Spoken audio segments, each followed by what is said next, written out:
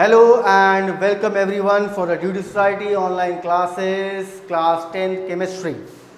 आज बेटा हम आपका फर्स्ट चैप्टर केमिस्ट्री का शुरू करने जा रहे हैं जो कि आपके बेसिक सिलेबस से रिलेटेड है या बेसिक सिलेबस से अटैच्ड है। जैसा कि हमने आपको डिस्क्रिप्शन में पहले ही डिटेल्स में बताया था कि हम पहले आपके सिलेबस के जो बेसिक्स हैं उनको मजबूत करेंगे, उसके बाद फिर उनसे रिलेटेड कॉम्पिटिटिव पोर्शन को हम आगे बढ़ाएंगे। तो अब क्या है, बस फोकस जो करके ध्यान से देखिए, सुनिए और सारी चीज़ें आपको यहाँ पे समझ में आ जाएंगी। कुछ चीज़ें हैं जो इसमें ध्यान देने वाली हैं और वही चीज़ें आपको मैं स्पेसिफिकली फोकस करके समझाऊंगा। तो स्टे ट्यून, फोकस रहिए और देखना शुरू करिए। हमारे पास जो चैप्टर है बेटा, इस चैप्टर का नाम है केमिकल रिएक्शंस एंड इक्वेशंस। आपने नाम सुना ही होगा। कुछ बच्चे हैं जो मुझे मालूम है कि पहले से पढ़ना शुरू कर दिए हैं, तो उनके लिए ये नाम वाकिफ होगा कि केमिकल रिएक्शंस एंड इक्वेशंस के चैप्टर पहला चैप्टर है आपका। अब बेटा देखो, आपने अब तक टिल योर क्लास 9 आपने क्या चीज़ जानी? आपने ये जाना कि कैसे एक कंपाउंड को बनाया जाता है। आपने ये पढ़ा कि अगर मुझे एल्युमिनियम ऑक्साइड बनाना है तो आपको मालूम है एल्युमिनियम ऑक्साइड बनाने के लिए एल्युमिनियम की वैलेंसी और ऑक्साइड की वैलेंसी आप लिखेंगे, दोनों को क्रॉस मल्टीप्लाई करेंगे और एल्युमिनियम ऑक्साइड बन जाएगा। ये आपने पढ़ा है, page number 37 NCERT class 9th, है ना। तो अब क्या है, अब मुझे क्या चीज़ जाननी है यहाँ पे कि भाई केमिकल रिएक्शन क्या होता है, what is a chemical reaction, और उसमें इक्वेशंस क्या होती हैं। अब देखो चीज़ समझो, केमिकल रिएक्शन को रिप्रेजेंट करने के तरीके को हम इक्वेशन कहते हैं। आप इक्वेशन कह लो या केमिकल इक्वेशन कह लो, एक ही बात, कोई फर्क नहीं। आप इक्वेशन कह लो या केमिकल इक्वेशन कह लो, एक ही बात है। जैसे फॉर एग्जांपल मैथमेटिक्स में आप इक्वेशंस लिखते हो ना, तब उसको मैथमेटिकल इक्वेशन कह लो या इक्वेशन कह लो, एक ही बात है कि नहीं। जैसे a प्लस बी का होल स्क्वायर का आपने फॉर्मूला लिखा है, a square plus b square plus 2ab, तो ये क्या है? This just an equation. आप इसमें एक पर्टिकुलर डेरिवेशन को सिंप्लीफाई करके एक्सप्लेन कर रहे हो कि भाई कैसे आया ये, ठीक। सेम वैसे ही जो भी कोई केमिकल रिएक्शन हो रहा है, जो भी कोई केमिकल रिएक्शन हो रहा है, उसको मैं कैसे रिप्रेजेंट करूं, वो चीज़ आपकी इक्वेशंस में आती है। और आपको बखूबी याद होगा बेटा कि हमने आपके 9th क्लास में चीज़ डिस्कस करी थी कि हर एक एलिमेंट को रिप्रेजेंट करने के लिए उसका एक सिंबल है जिसको जे बर्जेलस ने आपके दिया था, याद है, ठीक। वही सिंबल इक्वेशन के अंदर आपके इस्तेमाल होते हैं, वही सिंबल्स इक्वेशन के अंदर आपके इस्तेमाल होते हैं कि सोडियम का Na, लेड का Pb, पोटाशियम का K, एल्युमिनियम का Al, नाइट्रोजन का N, हीलियम का He। तो ये सिंबल्स जो थे हमारे, वो सिंबल्स इन इक्वेशन के रिप्रेजेंटेशन का हिस्सा बनते हैं। आ रही है बात समझ? एक चाय बना रहा हूं मैं, चाय भी क्या है, चाय भी तरीके का केमिकल रिएक्शन है। That is also a reaction going on. क्यों? क्योंकि मैं उसमें अलग अलग तरीके कई सारी चीज़ें मिला रहा हूं और मिलाने के बाद एक फाइनल रिजल्ट को देखने की कोशिश कर रहा हूं, तो वो क्या है? That is also a chemical reaction. तो जो भी केमिकल रिएक्शन हो रहा है, कोई भी केमिकल रिएक्शन जो हो रहा है, उस रिएक्शन को रिप्रेजेंट करता हूं मैं किससे? एक केमिकल इक्वेशन से। कैसे?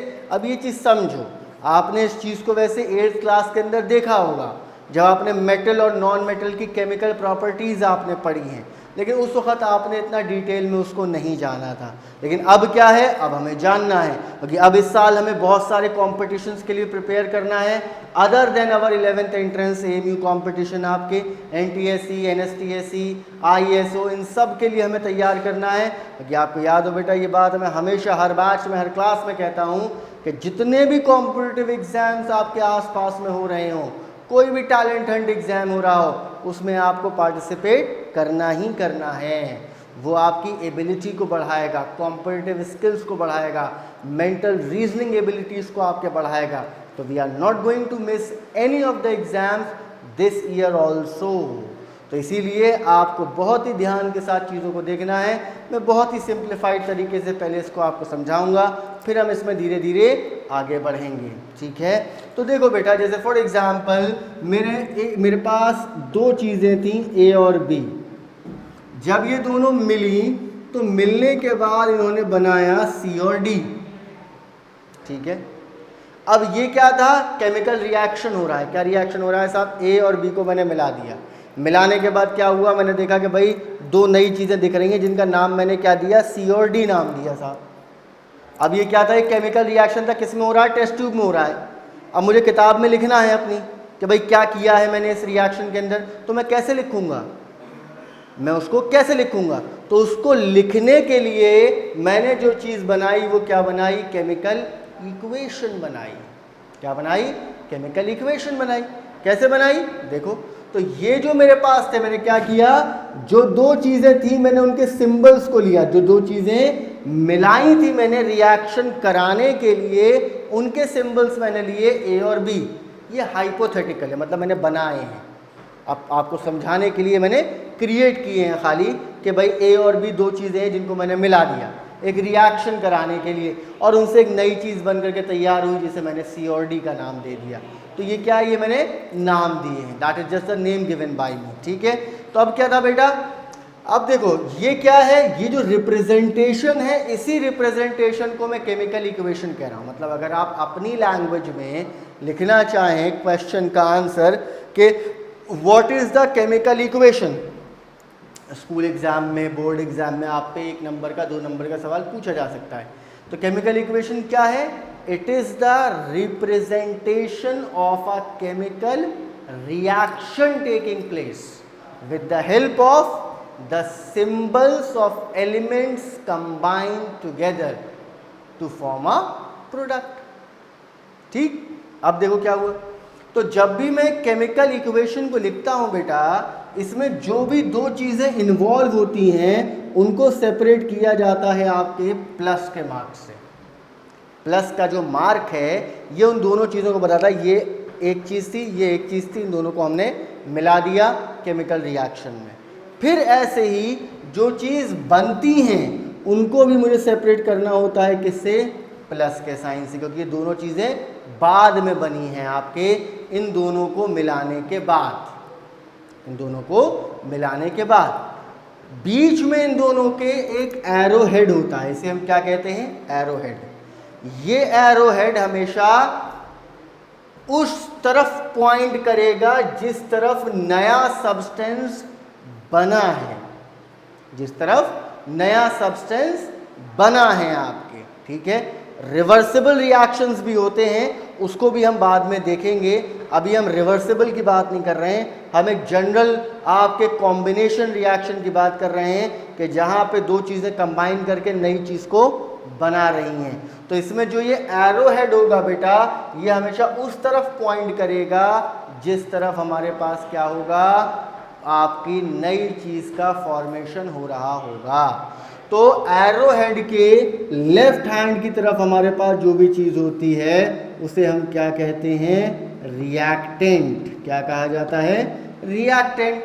और जो चीज़ बन रही है उसे हम क्या कहते हैं, प्रोडक्ट।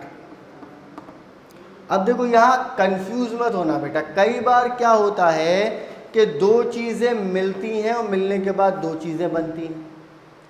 कई बार ऐसा होता है कि दो चीज़ें मिलती हैं और एक ही चीज़ बनती है। कई बार क्या होता है, एक चीज़ होती है उससे दो चीज़ें निकलती हैं। आ रही है बात समझ में? तो इस चीज़ को अपने दिमाग में बिठा लेना कि भाई अगर दो चीज़ें मिलाई हैं तो दो ही चीज़ें बनेंगी, नहीं, ऐसा नहीं। वेरिएबल कंडीशंस, अगर दो चीज़ें मिला रहा हूं तो दो भी बन सकती हैं, दो से कम भी बन सकती हैं, दो से ज़्यादा भी बन सकती हैं। आ रही है बात समझ में? तो मैं यहाँ पे क्या कह सकता हूँ, मैं यहाँ पे ये कह सकता हूँ कि आपका क्या, कि अ chemical reaction is represented by a chemical equation कह सकता हूं कि कोई भी एक केमिकल रिएक्शन को मैं केमिकल इक्वेशन से रिप्रेजेंट करता हूं। और क्या कहा जा सकता है कि भाई जो आपके केमिकल इक्वेशन होती है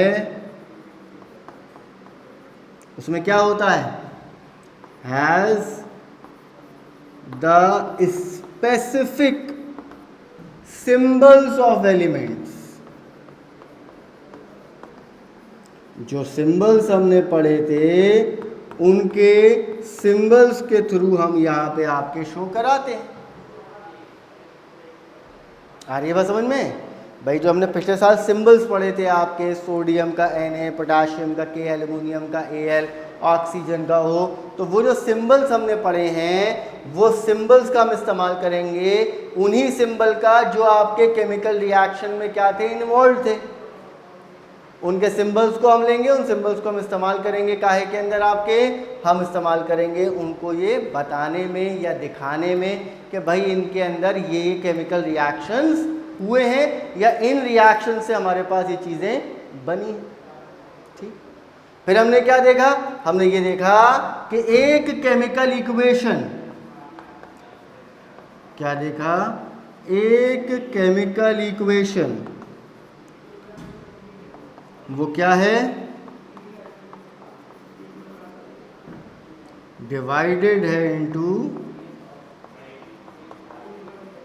रिएक्टेंट एंड प्रोडक्ट। ये बहुत बेसिक चीज़ें हैं बेटा, फर्स्ट लेक्चर है, जानना ज़रूरी है। बिना बेसिक्स क्लियर हुए कभी भी हम आगे नहीं बढ़ सकते, हमेशा याद रखो।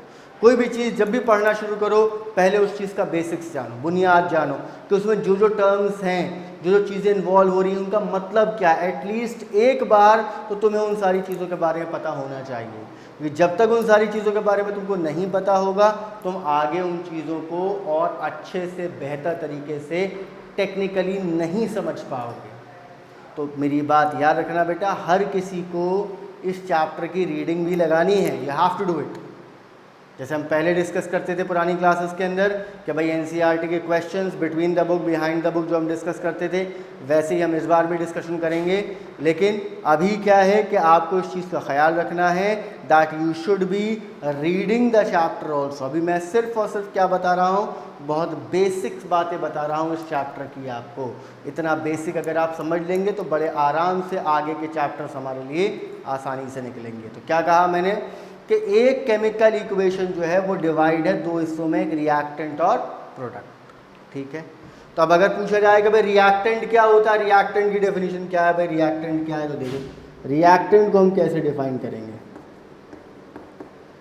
रिएक्टेंट्स क्या है, रिएक्टेंट्स को हम क्या कह सकते हैं, substances that take part in a chemical reaction. तो जो सब्सटेंसेस पार्टिसिपेट कर रहे हैं किसी एक केमिकल रिएक्शन के अंदर उसे हम क्या कह रहे हैं, रिएक्टेंट कह रहे हैं। ठीक, दूसरी चीज मेरे पास क्या आई, दूसरी चीज मेरे पास आई बेटा प्रोडक्ट्स। भाई प्रोडक्ट क्या है, प्रोडक्ट हो गया सब्सटेंसेस दैट आर formed कब, at the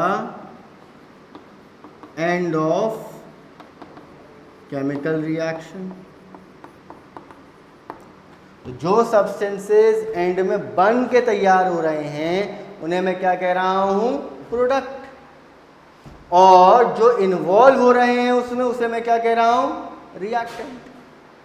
आ रही है बात समझ में कि जो आपके इन्वॉल्व हो रहे हैं उस केमिकल रिएक्शन में उसे तो हमने नाम दिया रिएक्टेंट का, और जो बन करके तैयार हो रहे हैं उसे हमने क्या नाम दिया, प्रोडक्ट का। तो रिएक्टेंट और प्रोडक्ट को हम सेपरेट किससे करते हैं, एक एरो हेड से। किससे करते हैं, a single arrow head separates the reactant and product, जिसमें आपके अगर मैं ऐसे खड़े होकर के देखता हूं तो जो राइट हैंड पे है एरो के वो हमारे क्या हैं, रिएक्टेंट हैं, और जो लेफ्ट हैंड में है एरो के वो हमारे क्या हैं, प्रोडक्ट हैं। और एरो का हेड हमेशा किधर पॉइंट करेगा, वो पॉइंट करेगा हमेशा प्रोडक्ट की तरफ। किसकी तरफ, प्रोडक्ट की तरफ। तो हमेशा जो हमारा प्रोडक्ट बन रहा है उसी की तरफ एरो का हेड क्या करेगा, पॉइंट करेगा। आ रही है बात समझ में।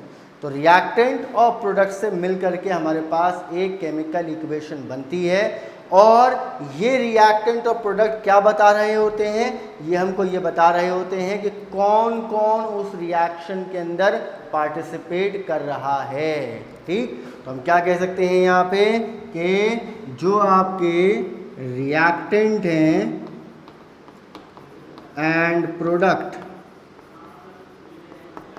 ये कैसे हैं, ये आपके सेपरेटेड हैं बाय अ एरो हेड, जो कि पॉइंट कर रहा है किधर, पॉइंटिंग टुवर्ड्स प्रोडक्ट। ठीक, तो किसकी तरफ पॉइंट कर रहा है, प्रोडक्ट की तरफ। ठीक, अब देखो ये चीज़ क्या है। अब देखो अगर मैं इसका एग्जाम्पल लेके तुमको समझाता हूँ, देखो क्या चीज़ है। जैसे कि फॉर एग्जाम्पल आपने ये रिएक्शन कई बार पढ़ी होगी, कई बार सुनी होगी, आप लोग बहुत अच्छे से वाकिफ़ होंगे इससे, कि जिसमें सोडियम और ऑक्सीजन दोनों को कंबाइन किया, क्या बनाया, सोडियम ऑक्साइड। ठीक है, सोडियम और ऑक्सीजन ये दोनों कंबाइन हुए और कंबाइन होने के बाद उन्होंने क्या बना दिया, सोडियम ऑक्साइड। तो देखो क्या है, अब ये जो सोडियम और ऑक्सीजन है बेटा, ये दोनों क्या हैं, ये दोनों हैं रिएक्टेंट। और ये जो हमारे पास बना है ये क्या है, ये हमारा प्रोडक्ट है, separated by a arrow head. आ रही है बात समझ में, क्या कहा जा रहा है। अभी मैं इसलिए इसको समझा रहा हूँ बेटा क्योंकि अभी इक्वेशंस को हमें बैलेंस करना भी सीखना है। अभी हमें बैलेंस क्या होता है ये भी आपको बताना है, अभी हमको इनका स्टेट के बारे में बताना है, तो कई सारी चीज़ें इसमें भी आएंगी। तो ये बेसिक हमारे लिए बहुत ज़रूरी है जानना। तो क्या है, देखो यहाँ पे दो रिएक्टेंट्स थे, प्रोडक्ट कितना बना, एक बना। तो वही मैंने आपसे कहा था पहले कि ज़रूरी नहीं है कि अगर दो रिएक्टेंट कंबाइन करेंगे तो उन दो को कंबाइन करने के बाद प्रोडक्ट आपके दो ही बनेंगे।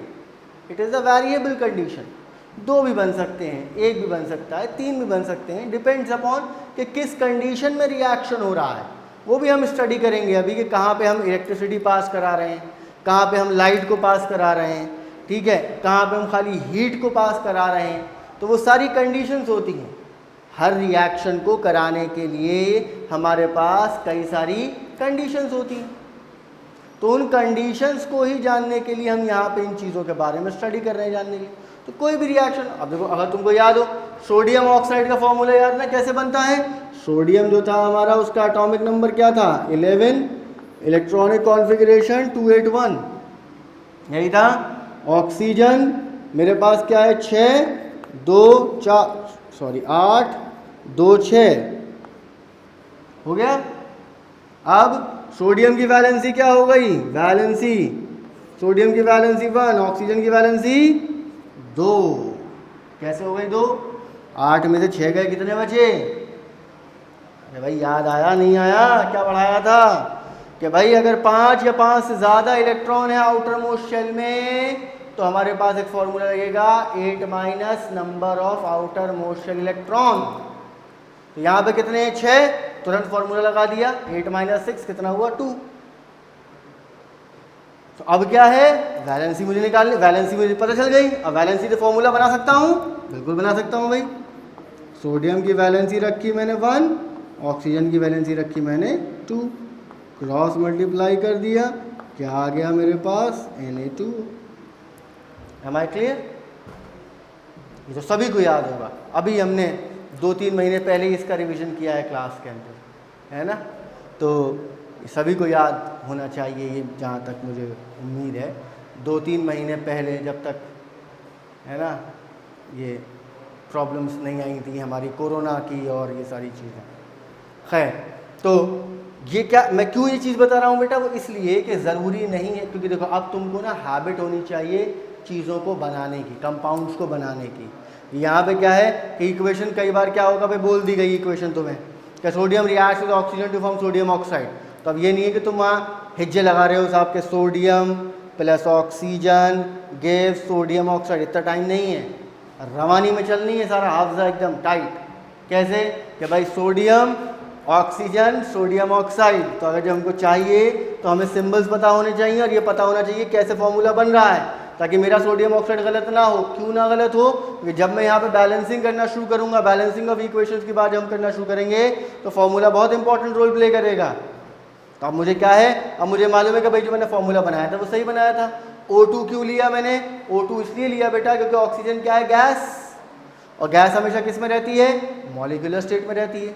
अगर मुझे स्टेबल करना है किसी गैस को तो एटॉमिक फॉर्म में गैस जो है वो रिएक्टिव है, अनस्टेबल कह सकते हो। तो इसीलिए मैंने उसको क्या किया कि स्टेबल फॉर्म में लेकर के आया कंपाउंड बनाने के लिए, और वो स्टेबल फॉर्म क्या था उसका, मॉलिक्यूल। तो इसीलिए कहीं पे भी अगर मैं ऑक्सीजन का यूज़ करूंगा रिएक्शन कराने के लिए तो हमेशा उसको किस में लूँगा, मॉलिक्यूलर फॉर्म के अंदर लूँगा बेटा। तो इसीलिए मैंने क्या किया, एक सोडियम एक ऑक्सीजन, एक ऑक्सीजन का क्या है ये, मॉलिक्यूल, एक मॉलिक्यूल का मतलब क्या हो गया, दो एटम, याद है बताया था ये, एटम मॉलिक्यूलर कंपाउंड में डिफरेंस याद है। तो एटम में क्या है, single existing substance is known as element.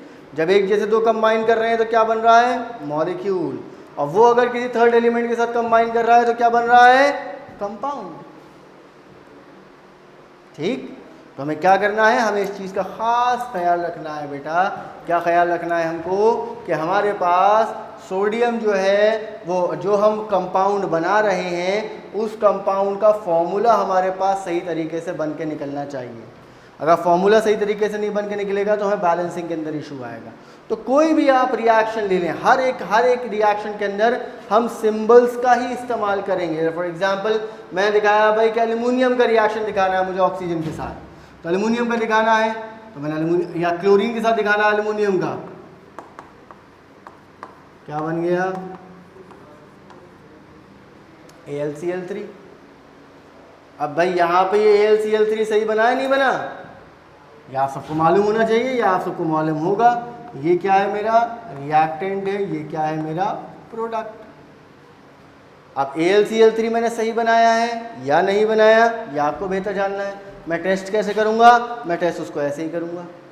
कैसे टेस्ट करूँगा कि भाई मैंने एल्युमिनियम की वैलेंसी उसके नीचे लिखी, एल्युमिनियम की वैलेंसी मैंने उसके नीचे लिखी, एल्युमिनियम की कितनी थी, एल्युमिनियम की थी 3, क्लोरीन की कितनी होती है 1, मैंने क्लोरीन की उसके नीचे लिखी। क्या करा, क्रॉस मल्टीप्लाई करा, क्या बन गया, AlCl3। इसका मतलब मेरा जो ये फॉर्मूला बना, जो मैंने इक्वेशन लिखी है उसमें एल्युमिनियम क्लोराइड, और जो फॉर्मूला बना एल्युमिनियम क्लोराइड का वो भी क्या है, सेम।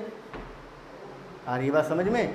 तो बेटा क्या है कि केमिकल रिएक्शंस और इक्वेशंस में हम किन किन चीज़ों को पढ़ेंगे, हम यहाँ पे पढ़ेंगे कि भाई एक रिएक्शन कैसे होता है, या हम आइडेंटिफाई कैसे करें कि कौन सा रिएक्शन हो रहा है, कि भाई इस चीज़ को हम केमिकल रिएक्शन कहेंगे।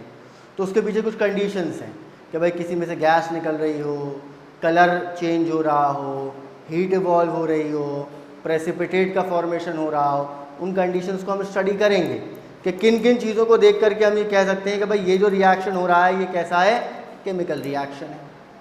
फिर हम टाइप्स ऑफ रिएक्शन भी देखेंगे कि भाई टाइप्स कैसे कैसे होते हैं, कि भाई कितने प्रकार के केमिकल रिएक्शंस होते हैं और किस किस तरीके से उनको कराया जाता है, उनमें क्या क्या कंडीशंस आती हैं, है ना।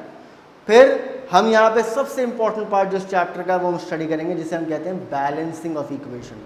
बैलेंसिंग बहुत इंपॉर्टेंट है बेटा। देखो ये एक नई चीज़ है जो तुम अभी से सीखना शुरू करोगे, इसका रोल तुम्हारा 11th 12th आगे कॉम्पिटिटिव एग्जाम्स तक भी है, तो इसलिए बैलेंसिंग तुम्हें बहुत अच्छे से आनी चाहिए। बैलेंसिंग भी बेटा प्रैक्टिस का खेल है। जैसे मुझे याद है कि तुम लोगों का मूल कॉन्सेप्ट में परफॉर्मेंस बहुत अच्छा हो गया था, जो कि एक नया टॉपिक था जो तुम लोगों ने पिछले साल सीखना शुरू करा था। सेम वैसे ही ये भी एक एनालिटिकल टॉपिक है जिसमें तुमको बैलेंसिंग करनी है।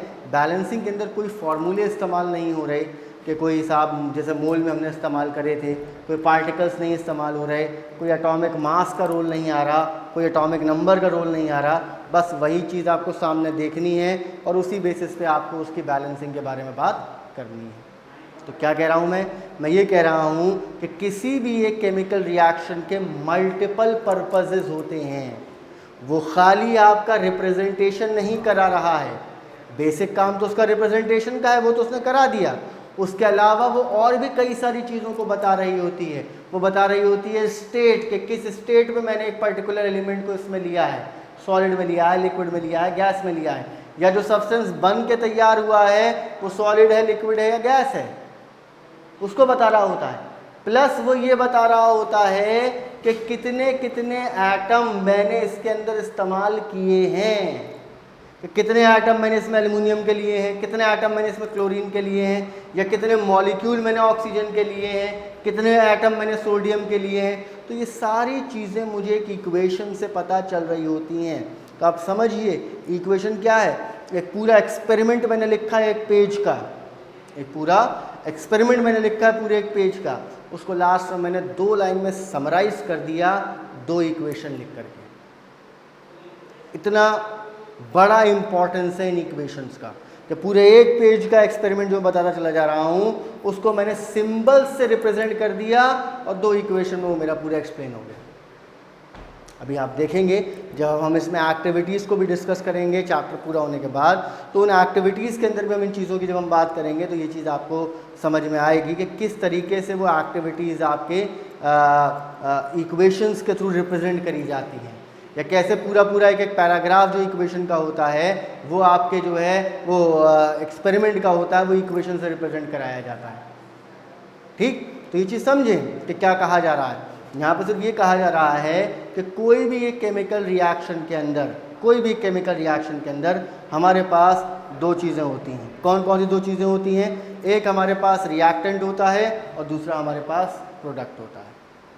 रिएक्टेंट हमेशा लेफ्ट हैंड साइड पे होता है, प्रोडक्ट हमेशा राइट हैंड साइड पे होता है, डिपेंड अपॉन कि मैं कैसे देख रहा हूँ। अगर मैं ऐसे खड़े होकर देख रहा हूँ तो ये LHS है, ये RHS है, तो LHS पे मेरे पास क्या हो गया? रिएक्टेंट, और RHS से मेरे पास क्या हो गया? प्रोडक्ट हो गया।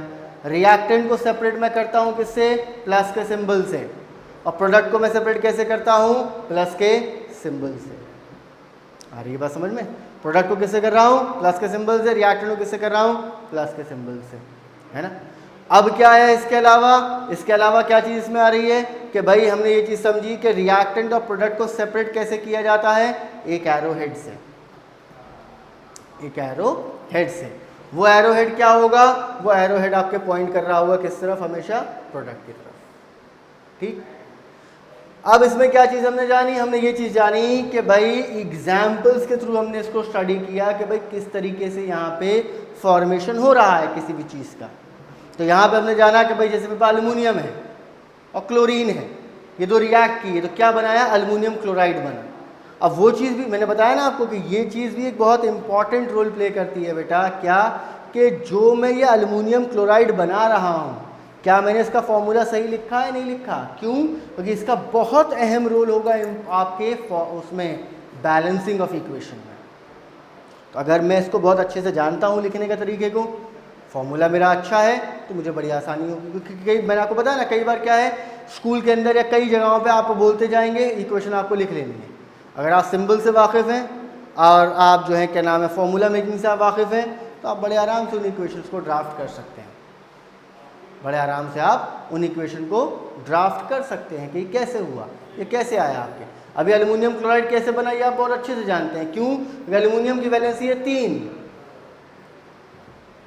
और क्लोरीन की वैलेंसी है 1, तो AlCl3, तो मतलब एक एल्युमिनियम के साथ 3 क्लोरीन जुड़ेंगे। एक एल्युमिनियम के साथ 3 क्लोरीन जुड़ेंगे। कौन से बॉन्ड से? कौन से बॉन्ड से? आयोनिक बॉन्ड से। क्यों आयोनिक बॉन्ड? क्योंकि मेटल और नॉन मेटल के बीच में कंपाउंड बन रहा है। ये बात हम पढ़ चुके हैं। एल्युमिनियम क्या है? मेटल। क्लोरीन क्या है? Non metal. तो मेटल नॉन मेटल के बीच में चल रही है कहानी हमारी। तो उसमें क्या हो रहा है? उसमें क्या है हमारे पास कि हमारे पास जो है आपके आयोनिक बॉन्ड का फॉर्मेशन हो रहा है मेटल्स और नॉन मेटल्स के बीच में। ठीक, तो ये चीज़ भी हमको जाननी उतनी ही ज़रूरी है कि कैसे एक कंपाउंड का इस्तेमाल किया जा रहा है। डिस्कस करेंगे चैप्टर पूरा होने के बाद, तो उन एक्टिविटीज़ के अंदर भी हम इन चीज़ों की जब हम बात करेंगे तो ये चीज़ आपको समझ में आएगी कि किस तरीके से वो एक्टिविटीज़ आपके इक्वेशंस के थ्रू रिप्रेजेंट करी जाती हैं, या कैसे पूरा एक पैराग्राफ जो इक्वेशन का होता है वो आपके जो है वो एक्सपेरिमेंट का होता है, वो इक्वेशन से रिप्रेजेंट कराया जाता है। ठीक, तो ये चीज़ समझें कि क्या कहा जा रहा है यहाँ पर। सिर्फ ये कहा जा रहा है कि कोई भी एक केमिकल रिएक्शन के अंदर, कोई भी केमिकल रिएक्शन के अंदर हमारे पास दो चीज़ें होती हैं। कौन कौन सी दो चीज़ें होती हैं? एक हमारे पास रिएक्टेंट होता है और दूसरा हमारे पास प्रोडक्ट होता है। रिएक्टेंट हमेशा लेफ्ट हैंड साइड पे होता है, प्रोडक्ट हमेशा राइट हैंड साइड पे होता है, डिपेंड अपॉन कि मैं कैसे देख रहा हूँ। अगर मैं ऐसे खड़े होकर देख रहा हूँ तो ये LHS है, ये RHS है, तो LHS पे मेरे पास क्या हो गया? रिएक्टेंट, और RHS पे मेरे पास क्या हो गया? प्रोडक्ट हो गया। रिएक्टेंट को सेपरेट मैं करता हूँ किससे? प्लस के सिंबल से। और प्रोडक्ट को मैं सेपरेट कैसे करता हूँ? प्लस के सिंबल से। आ रही है बात समझ में? प्रोडक्ट को किससे कर रहा हूँ? प्लस के सिंबल से। रिएक्टेंट को किससे कर रहा हूँ? प्लस के सिंबल से, है ना। अब क्या है इसके अलावा क्या चीज़ इसमें आ रही है कि भाई हमने ये चीज़ समझी कि रिएक्टेंट और प्रोडक्ट को सेपरेट कैसे किया जाता है? एक एरो हेड से, एक एरो हेड से। वो एरो हेड क्या होगा? वो एरो हेड आपके पॉइंट कर रहा होगा किस तरफ? हमेशा प्रोडक्ट की तरफ। ठीक, अब इसमें क्या चीज़ हमने जानी? हमने ये चीज़ जानी कि भाई एग्जाम्पल्स के थ्रू हमने इसको स्टडी किया कि भाई किस तरीके से यहाँ पे फॉर्मेशन हो रहा है किसी भी चीज़ का। तो यहाँ पे हमने जाना कि भाई जैसे पे एल्युमिनियम है और क्लोरीन है, ये दो रिएक्ट किए तो क्या बनाया? एल्युमिनियम क्लोराइड बना। अब वो चीज़ भी मैंने बताया ना आपको कि ये चीज़ भी एक बहुत इंपॉर्टेंट रोल प्ले करती है बेटा। क्या? कि जो मैं ये एल्युमिनियम क्लोराइड बना रहा हूँ, क्या मैंने इसका फॉर्मूला सही लिखा है? नहीं लिखा। क्यों? क्योंकि इसका बहुत अहम रोल होगा आपके उसमें बैलेंसिंग ऑफ इक्वेशन में। तो अगर मैं इसको बहुत अच्छे से जानता हूँ लिखने के तरीके को, फॉर्मूला मेरा अच्छा है, तो मुझे बड़ी आसानी होगी। क्योंकि कई मैंने आपको बताया ना, कई बार क्या है स्कूल के अंदर या कई जगहों पे आपको बोलते जाएंगे इक्वेशन आपको लिख लेनी है। अगर आप सिंबल से वाकिफ़ हैं और आप जो है क्या नाम है फॉर्मूला मेकिंग से आप वाकिफ़ हैं, तो आप बड़े आराम से उन इक्वेशंस को ड्राफ्ट कर सकते हैं। बड़े आराम से आप उन इक्वेशन को ड्राफ्ट कर सकते हैं कि ये कैसे हुआ, ये कैसे आया आपके। अभी एल्युमिनियम क्लोराइड कैसे बना ये आप बहुत अच्छे से जानते हैं। क्यों? एल्युमिनियम की वैलेंसी है 3 और क्लोरीन की वैलेंसी है 1, तो AlCl3, तो मतलब एक एल्युमिनियम के साथ 3 क्लोरीन जुड़ेंगे। एक एल्युमिनियम के साथ 3 क्लोरीन जुड़ेंगे। कौन से बॉन्ड से? कौन से बॉन्ड से? आयोनिक बॉन्ड से। क्यों आयोनिक बॉन्ड? क्योंकि मेटल और नॉन मेटल के बीच में कंपाउंड बन रहा है। ये बात हम पढ़ चुके हैं। एल्युमिनियम क्या है? मेटल। क्लोरीन क्या है? Non metal.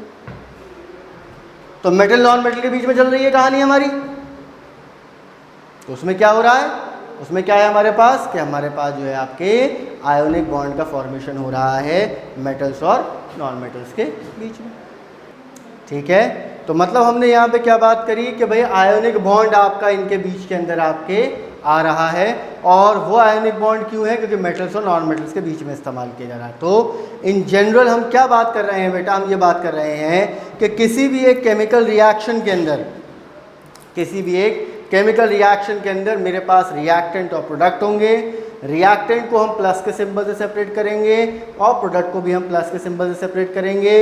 रिएक्टेंट की तरफ से एरो हेड मूव करेगा किसकी तरफ? प्रोडक्ट की तरफ, और वो हमारा एक फाइनल रिप्रेजेंटेशन होगा। तो जो बड़ी बड़ी आपके केमिकल रिएक्शंस होती हैं बेटा, जो एक्सपेरिमेंट्स हम देखते हैं, उन एक्सपेरिमेंट्स को भी हम समराइज कर देते हैं 2-2 लाइन की इक्वेशंस के थ्रू आपके। तो वो जो 2 लाइन की इक्वेशंस होती हैं वो हमको क्या बता रही होती हैं? वो हमको ये बता रही होती हैं दैट इतना बड़ा एक्सपेरिमेंट में क्या क्या काम हुआ है। तो बस सिंबल का इस्तेमाल और सिंबल्स के थ्रू उनका रिप्रेजेंटेशन, ये हमारा क्या होता है? केमिकल इक्वेशन कहलाता है। तो अब क्या है और क्या है बेटा? मैंने आपको क्या बताया कि ये चीज़ जानना इसलिए बहुत ज़रूरी है कि हमारा फॉर्मूला करेक्ट है या नहीं, क्योंकि जब हम बैलेंसिंग करते हैं केमिकल इक्वेशन की तो वो बैलेंसिंग के अंदर बहुत ही ज़्यादा इंपॉर्टेंट रोल प्ले करते हैं। तो बैलेंसिंग हमारे लिए बहुत अहम है। तो बैलेंसिंग करने के लिए हमें करेक्ट फॉर्मूला पता होना चाहिए, और ये चीज़ आप बहुत अच्छे से जानते हैं from your class 9 syllabus only. तो ये मत समझना बेटा कि 9th क्लास ख़त्म तो सिलेबस ख़त्म, नहीं, अभी भी उसका रोल यहाँ इस्तेमाल हो रहा है और मैंने अभी आपको बता दिया कि कैसे उसको इस्तेमाल किया जा रहा है।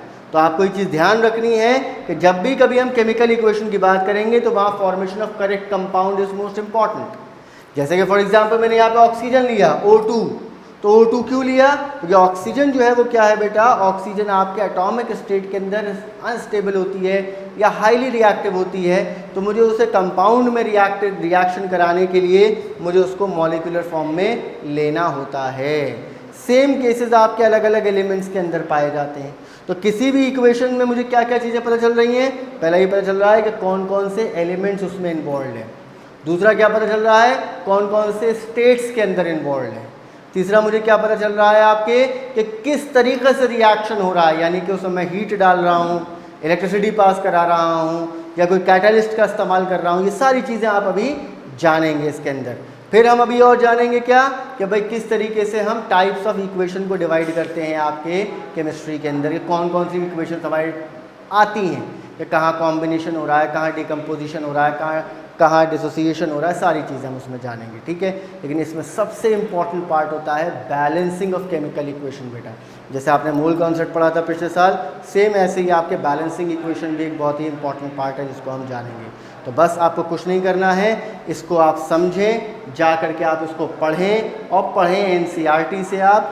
पहले बेटा हम बेसिक सिलेबस की हम बात करेंगे, उसके बाद इससे रिलेटेड हम आगे के टॉपिक्स को कवर करेंगे, ठीक है। तो इसको आप पढ़ें जा करके। Wait for the next lecture. I will make sure that I should be guiding you more in the best possible ways through this chapter. So take care, stay at home, stay safe. Thank you very much.